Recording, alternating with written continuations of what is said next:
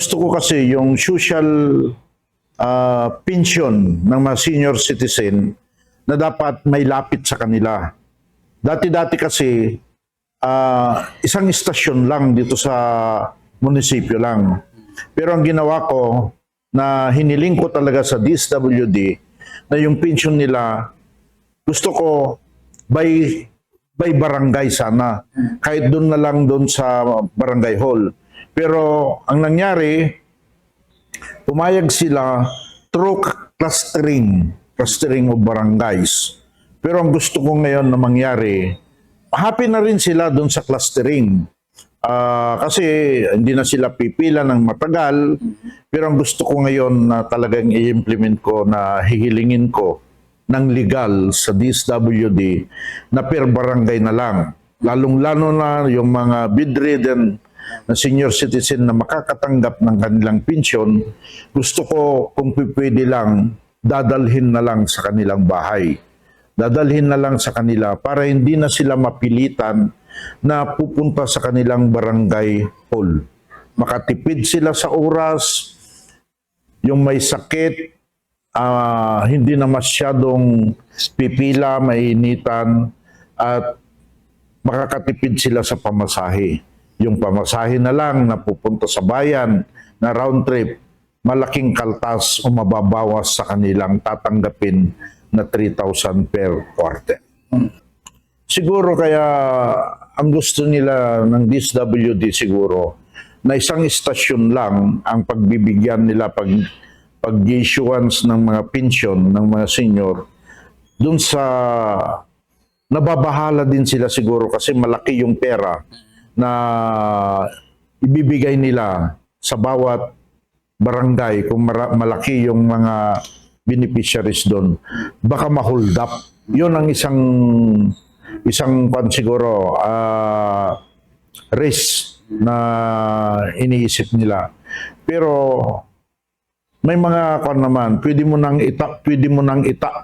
naman itap yung mga barangay officials na doon na kayo sasakay doon sa kanilang barangay vehicles, yung rescue vehicles nila na kukunin nila with the presence of DSWD or sa treasurer's office na empleyado na mag-assist sila na papunta sa kanilang mga barangay. Sa barangay na lang ibibigay or pwede rin po maibigay po sa to house na lang po, Mayor? Mas maganda pa yun sana, yung house to house na lang. Itap mo yung barangay council kasi yung bawat barangay may 7 sunyan, purok. O may kanya-kanyang BHW, may kanya-kanyang CBOs, at may kanya-kanyang purok kagawad. So, yun ang itap mo lang.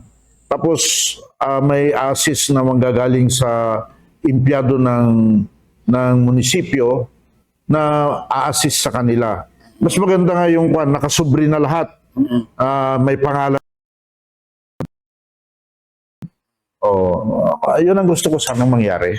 Actually, yung clustering, matagal na namin ginagawa yan. Pero ngayon lang nakita nila na yung ginagawa namin ganon, na pinupus ko yan. Pero pipilitin ko na kung legal man na pipili sa barangay, bawat barangay yung issuance o distribution ng pension ng mga beneficiaries na senior, gagawin ko po yan. Sa aking mga kababayan na katulad kong senior citizen, kasi senior citizen na po ako, asahan po ninyo yung serbisyo na yung makatao at makadiyos na gagawin ko po lahat na may hatid sa inyo ang yung mga dapat na matanggap diyan na sa bahay ninyo o sa inyong barangay para hindi na kayo bibiyahe na pupunta dito sa munisipyo na mag-aarkila ng mga tricycle at mainit.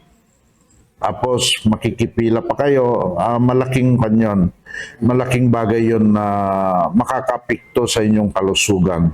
Kaya gagawin ko ang lahat na sana papayag ang ang DSWD na ibigay natin sa inyong mga barangay o sa inyong kabahayan.